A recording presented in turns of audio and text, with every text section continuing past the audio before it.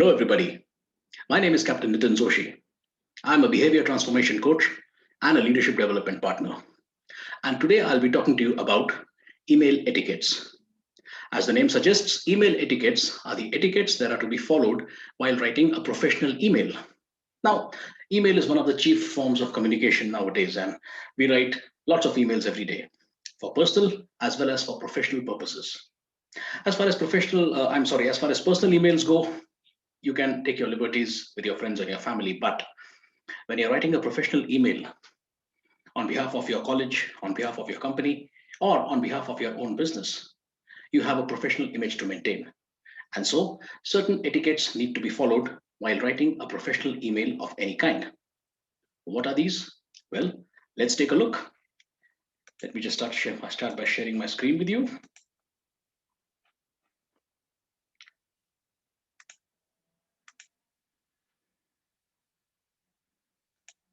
And there we are. Okay, so we're going to talk about what is known as email etiquette. Now, why email etiquette?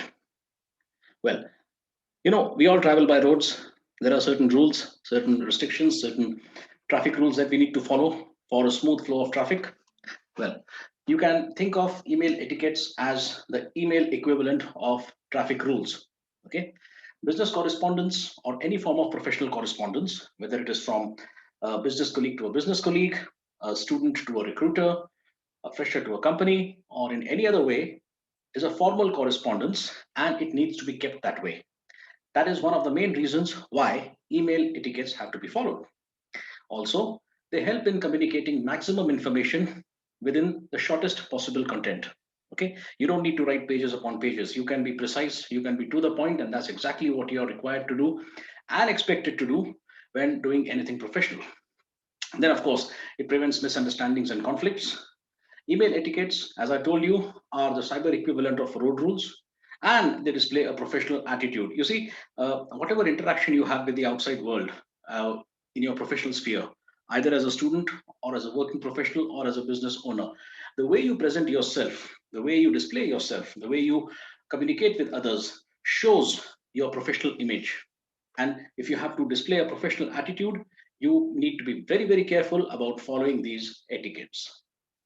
Now, let us think about the basics. Okay.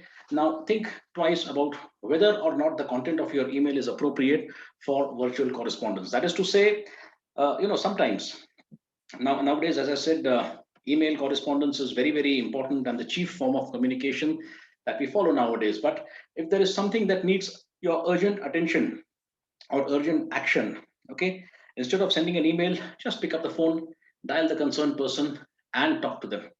All right, do that. It'll be much faster, right?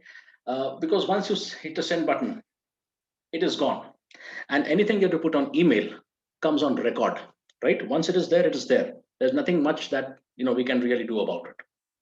Also, keep in mind that you respond to emails within the same time span as you would respond to a phone call. What I mean by this is, if you notice that somebody has given you a call and you missed it, it's a missed call. What do? You reply. Okay, so please respond to all professional emails because you never know, the other person's work might depend on your reply, right? Use a professional font. I think Arial and Calibri are the best professional fonts, nothing very decorative. Okay, it's, as I said, a formal email.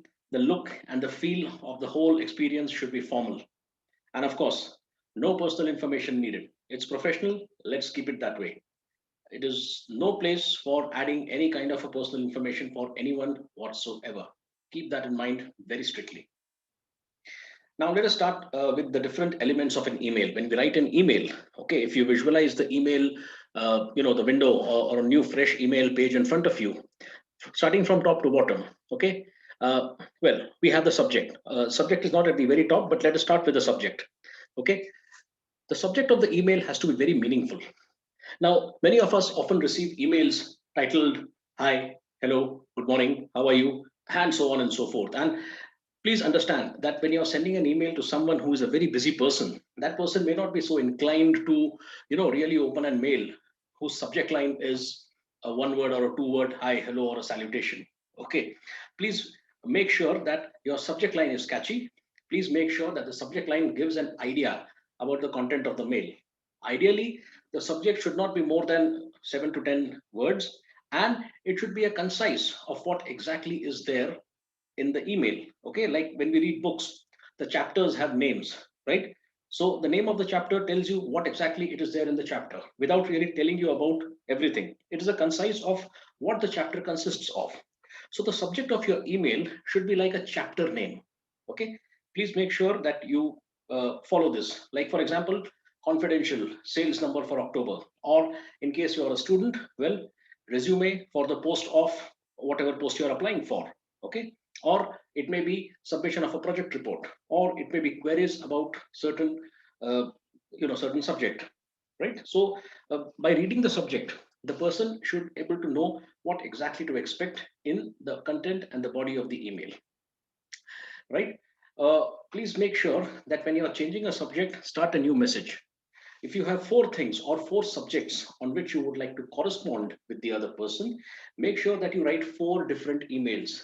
Please do not, I repeat, do not club all the four in a single email. It is not going to save you any time. Okay, we think that if I continue to write and I will save time. No, it doesn't save you much time. Believe me, not more than a few seconds, right? But what happens is, if you write a very lengthy email covering four or five subjects, visualize yourself reading something so lengthy. You start off from the first subject, and by the time you reach the end of the mail, the first subject is more or less forgotten, right? In most of the cases, it happens. But every time you open a fresh email, you're looking at it with a fresh perspective. So please take the efforts, okay? And this is also a professional thing to do. Four subjects, four emails. Five subjects, five emails. Okay, it's not like you can club everything under one and send it across. It doesn't look really good and not considered professional, because each subject is to be treated independently, right? So that's that. Now, when you're responding to emails, let it be within 1 or 2 working days, not more than that. As I said, when you're talking about anything professional, okay, a professional email, hmm, a personal email is okay, it'll only impact you personally. A professional email is going to impact you in a professional way. And as I mentioned earlier, there might be someone else whose work depends on your response. Don't keep those people waiting for too long. Don't force them to, pick up the phone and give you a call and ask you what happened, why are you not replying. Okay, respond within 1 or 2 working days. If it is going to take longer than that, then any which ways send back a reply saying that I will take longer than expected and I will reply to your mail by so and so date. Please mention a date, keeping 1 day cushion day for yourselves. Okay, be very careful about that. Also, when we are replying to emails, many of us have the habit of blindly pressing reply to all. We really don't need that, do we? I mean, why reply to all? Read the mail, read who the sender is, read who the other recipients are, and do they really need to be kept in the loop in the reply? Okay. For example, if you're working and if you're heading a certain department in a company and the head office has asked for certain information, the other head of departments at your level need not know the information. Okay. You need not press reply to all. Okay. Or if you're a student and if one of your professors has asked for an information from all the students, you don't necessarily always want to share it with the other students. You want to share it only with the concerned teacher or the professor. So don't use reply to all. Okay, just say reply. Okay, make sure you don't send your mail that is to any person to whom it is not relevant. Okay, you're only going to fill up their inbox and waste their time. So be conscious of your recipient. Okay, be conscious that when you send a reply to anyone, you are essentially filling up their mailbox. Okay, so keep that in mind. If they don't need to know it, which I'm sure you will have the common sense to understand, if they don't need to know it, they need not get the mail. Okay, and don't expect an immediate response. Just like you need some time, once in a while, you also may need some time to find out a few things, compile and draft a response and send it back. Even the others might need it. But as I said earlier, if it is going to take longer than expected, longer than 2 days, then send a reply saying that I am compiling your information and please give me 3 days to compile and send it back to you. Okay. If, for example, a person has sent you a mail asking queries about 5 points, then make sure that you reply that, okay, point number one, this is the reply. Point number two, this is the reply. Point number three, okay, I will reply by 15th. Point number four, I will reply by 16th. Point number five, this is the reply. So the other person, the sender, knows that yes, you are working on it, and the person is at ease. Okay, the person knows that before 15th, they don't have to, disturb you. Their queries are being worked upon. Okay, if they have to call you up and ask you, and then you tell them that I am working on it, not a very good thing. Okay, the option of CC and BCC. Now, as I mentioned earlier, a person who does not need to be in direct loop in the conversation need not be marked CC. Okay. Only in some cases, if a person needs to be aware of a certain thing. Okay. For example, if you are working on a project with a group, and you are heading the project, and you need to update one of your professors about the progress of your project, then you can keep all the other people who are in the project in CC. Okay, so that they also know that what reply has gone to the professor. Okay. Other than that, you don't need to keep anyone else in CC. Those people who are not connected with the project in any way, they don't need to be in the loop. You can mark them out. Okay. uh, if the two recipient has to be aware of the correspondence. Okay, so if there are multiple people to whom the question has been asked, and the main recipient, the two recipient, okay, needs to know that in case of your absence, which other person is going to reply, or which other person can they correspond with. So you can mark the option of CC. So the main recipient will know who else is there in picture about the whole mail, and in case you are not available, the main recipient can go and ask the other people. But when you're sending an impersonal mail, okay, with large mailing list, and those people most likely don't know each other, and you want to keep their privacy, then use the BCC field. Okay, then everyone need not know who's the other person getting that mail. Okay, so please understand CC and BCC. Okay, CC is to be used when the intended recipient of the CC is not a direct respondent, but the main recipient needs to know who is the other person in the loop about the whole correspondence. Be mindful of these things. Okay, please be mindful of these things. Do not just blindly put anyone in the CC or in the BCC. Ask yourself, does this person really need to be in picture about the communication? Is this person in any way a part of the whole process that is going on? If no, then that person has no business being there in that particular correspondence. Okay, now when we talk about the tone of the email, okay, what exactly is the tone? Just like in a verbal communication, when we are talking, there is a tone, right? There is a certain tone, and the tone tells us how exactly is our state of mind, what mood we are in. And more often than not, the tone that we use while talking to someone decides how the other person ends up feeling. You might say the best of things in a bad tone, and the other person is going to feel bad. And you might say something negative, but if your tone is encouraging, the other person may not feel so bad. It is the same thing with your written correspondence. Okay, your tone has to be positive, your tone has to be professional. Okay, so when versus if. Okay, so don't say if I complete the assignment, when I complete the assignment. Okay, when I succeed, I will succeed, we will do this. Okay, positivity has to come out of your tone. Okay, avoid using negative words, that begin with unassuming, non, X. Try to keep the tone positive. I know, realistically speaking, it's not possible to be always very, very positive and optimistic, but you can still manage to keep the overall, the end result or the residual effect of the email as something positive and a feel good factor.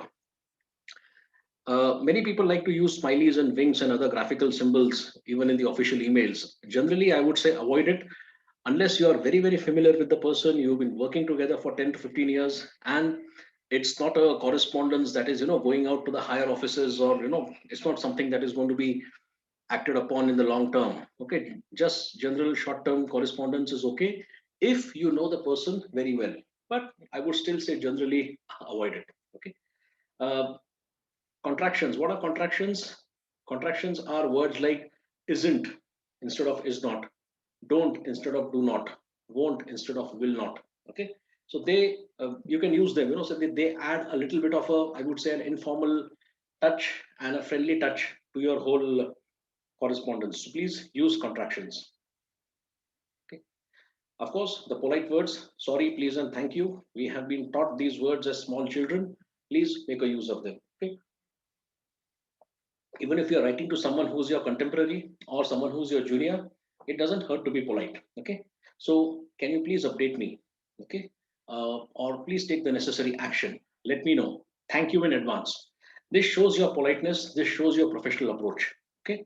Using words like please and thank you. I mean, it doesn't cost us anything. Okay. Don't say that. Oh, no, oh, this guy is my friend or this person and I've been in the same class. Why should I say please? But no, it's an official correspondence. It's an official correspondence, business correspondence, and it has to have an official and a formal and a polite feel and a tone.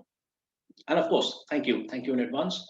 Or after the person has done the required thing, then you thank the person. Avoid texting language. That is one very big, I would say a plague nowadays. LOL, ROTFL, TTYL. I mean, seriously, please keep all those things only for WhatsApp. Okay, don't bring them into your mail correspondence, even if you are, corresponding with someone from your generation. But if it's a professional mail, it can always be accessed by other people. So please be mindful of that. And of course, being polite means avoid giving orders. Okay. Use terms like if I may request you, or may I request you to, or could you please, or will you please, sounds polite. However, go easy with the sorry. Okay. What happens is sometimes if you have committed a mistake and apologizing over the mail, it's a good thing to apologize when you are wrong, but please don't overdo the sorry. Okay. A sorry once is okay. Don't just, oh, I'm sorry and I'm sorry and I'm sorry. Keep saying it again and again. I mean, it can be very irritating. Okay. And read out your own mail before sending and feel the tone. Okay? Check your grammar and spellings. Okay. Be very mindful of that. Check your grammar and spellings. If grammar and spellings are not correct. Okay, in fact, I'm sorry, in the previous slide, I myself got one spelling wrong. So before I tell you, I should I should correct my spelling, right? Right, there we go. Right then. Okay. So check your grammar and spellings. Okay. Be mindful. Please check your grammar and spellings. Wrong grammar and wrong spellings they don't go down very well with the professional email. So please check your grammar and your spellings before sending out a mail. Okay. Proper structure and layout. By this, what I basically mean is the paragraphing should be done properly. Okay. And don't use very long sentences. Don't use very big paragraphs. Okay. Keep them concise. Ideally, the body of your email should consist of points. Point number 1, 2, 3, 4, 5. It makes it easier for the other person to read. Long paragraphs and long sentences, it really makes it, a tiring experience for the person to read. Uh, and be precise and be to the point. Whenever you're writing a professional email, be very precise and be to the point. Don't beat around the bush. You can in your personal correspondence you can do anything you want, but in a professional email, people don't have much time because most of them are concerned with work and work time and workplace. So please be very mindful. Do not beat around the bush. Come straight to the point. Point number 1, 2, 3, that's it. Okay. And address all the questions. As I told you earlier, if 5 questions have been asked and you have answers to 3, give the answers to 3, and for the other 2, just inform the recipient that you know it will take you so many more days to respond. And please read your email before you send it. Make sure you haven't missed anything out. Sometimes it so happens that we hit the send button and we send the email, and then we realize that, oh, we missed out something. So make sure that that doesn't happen. Please cross check before you send out the email. Right. Please don't abbreviate. Okay, no abbreviations in official emails. No abbreviations, please, unless they are the authorized abbreviations, or they are the very commonly used abbreviations. Okay, like if if your college is College of Engineering Pune, it is the abbreviation is COEP. It is used everywhere. You can use that, but don't make up your own abbreviations and use them. In other words, don't use the abbreviations that are normally used nowadays, in texting language. Avoid those kind of abbreviations. They are not very good. Try to keep your email brief, one screen length. As I said, it is always possible to convey maximum possible information with least possible words. Please do that.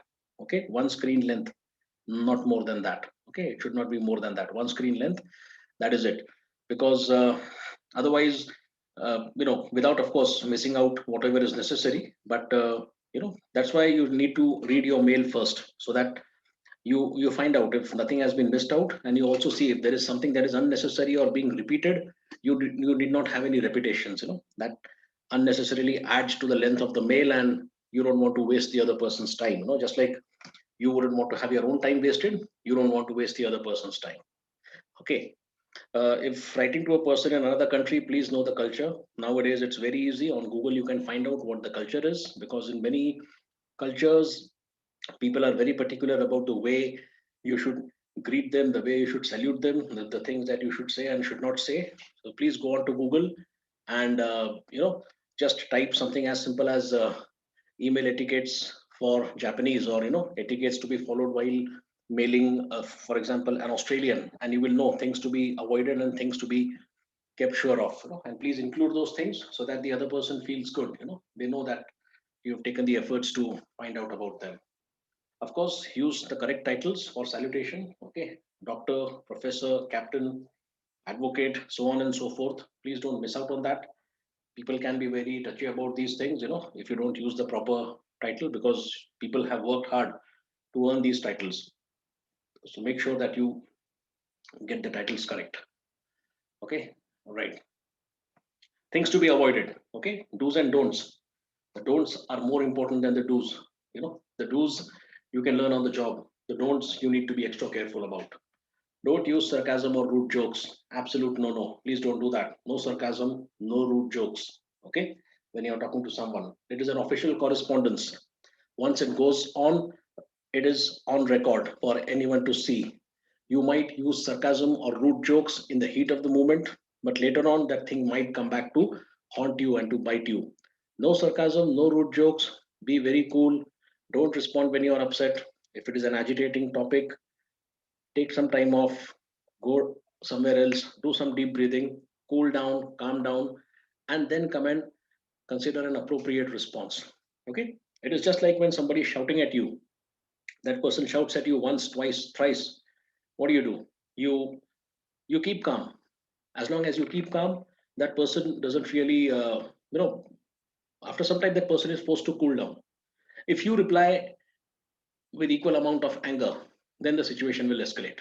Same thing is with your written correspondence. If you remain calm and if you reply in a professional tone, and that person won't have much of a choice but to, ultimately calm down. Okay. Uh, do not attach any unnecessary files. Again, basic common sense. What are the files that you need to send? If there is something which you have already sent, don't resend it again and again. Okay, and no unnecessary files. Please consider very carefully who needs to know that information and who doesn't. No need to use capitals. Nowadays there is a trend, people like to use block capitals to highlight a few things, or to, maybe because they feel something is more important, so they use block capitals. No need really to use capitals. You follow the rules of grammar. Okay, so only proper nouns, first letter needs to be capital, and that's it. Don't unnecessarily, unless you want to highlight something, then you can either make it bold or you can underline it. Looks neat. Don't use capitals. Okay. Don't leave out the message thread. By that, what do I mean? I mean that there is a thread to every message. You send something, they reply, then you reply back, and so on and so forth. So please maintain that thread so that you don't lose the track of the earlier correspondence in case you need to refer back to it. And of course, no long sentences. I have already told you this. Long sentences, big paragraph, not necessary, and nothing that is not relevant to the subject of that email. Okay, please don't put things in there just for the sake of putting them. Waste of time for everyone, waste of time for you, waste of time for the recipient. Now, attachments. What are the attachments? Attachments, whatever attachments that we are writing to the email, please make sure that you scan them first. Okay.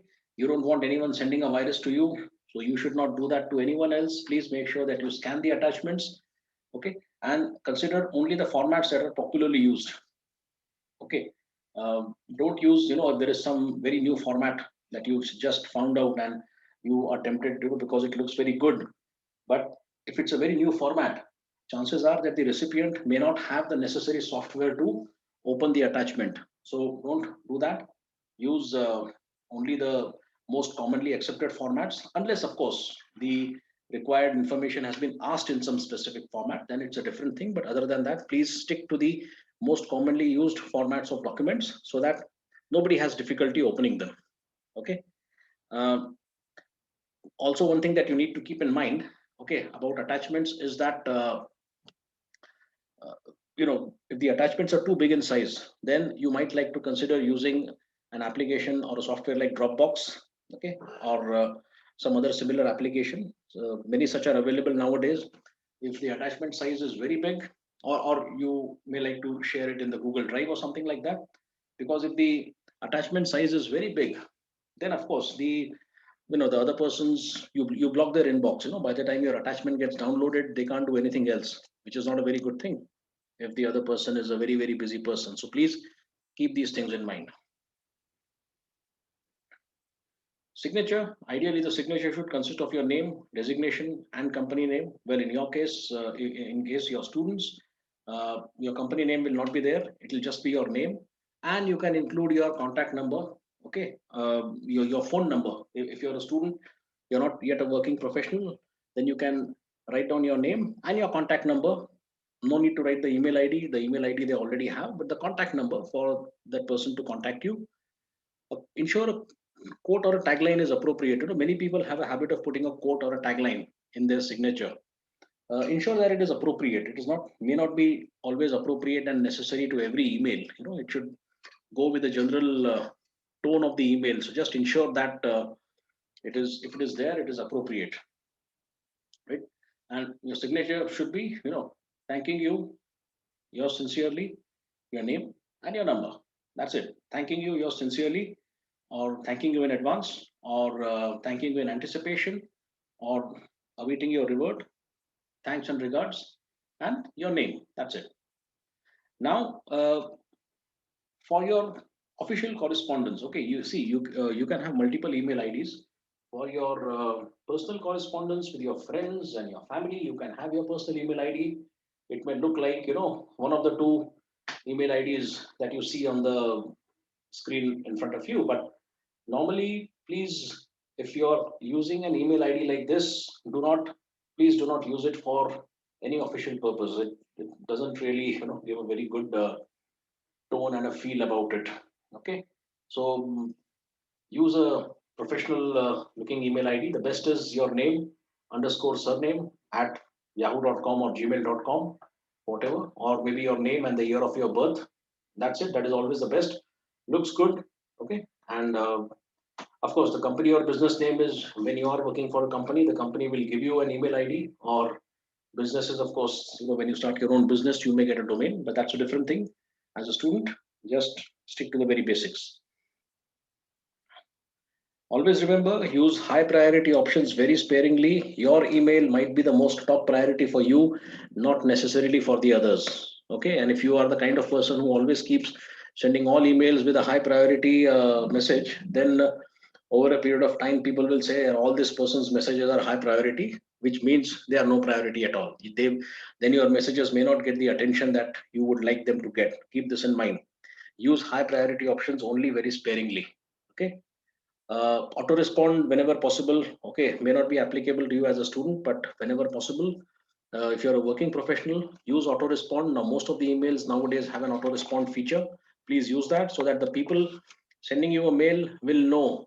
Okay, even if you're a student and you're in some kind of an official correspondence with a company, or maybe with your college, please use the auto respond that I'm not available from so and so date to so and so date.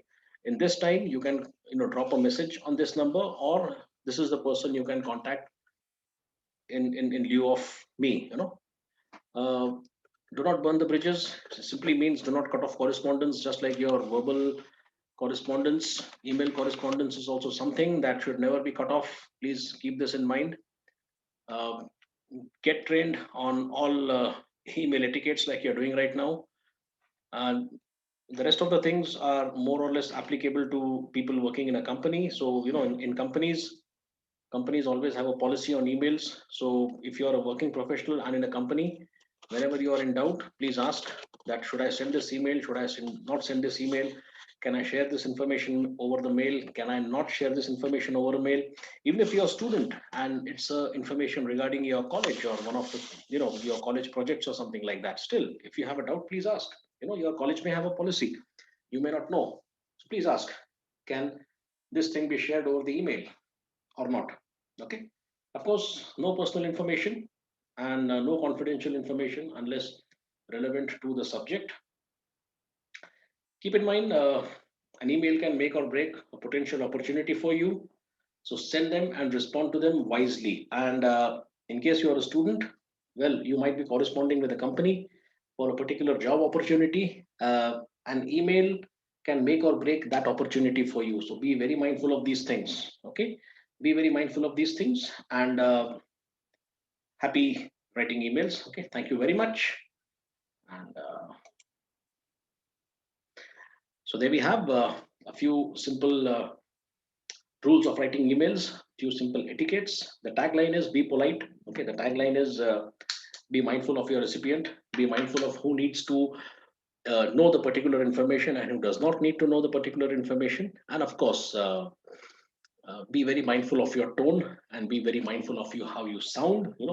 Of course, it's a written word, but still, when we are reading something in our mind, we are narrating it to ourselves. So, in that sense, be very careful about how you will sound to your recipient whenever you're writing an email. So, thank you very much. Follow these basic etiquettes of email, and thank you for watching and wish you a very, very happy email writing experience.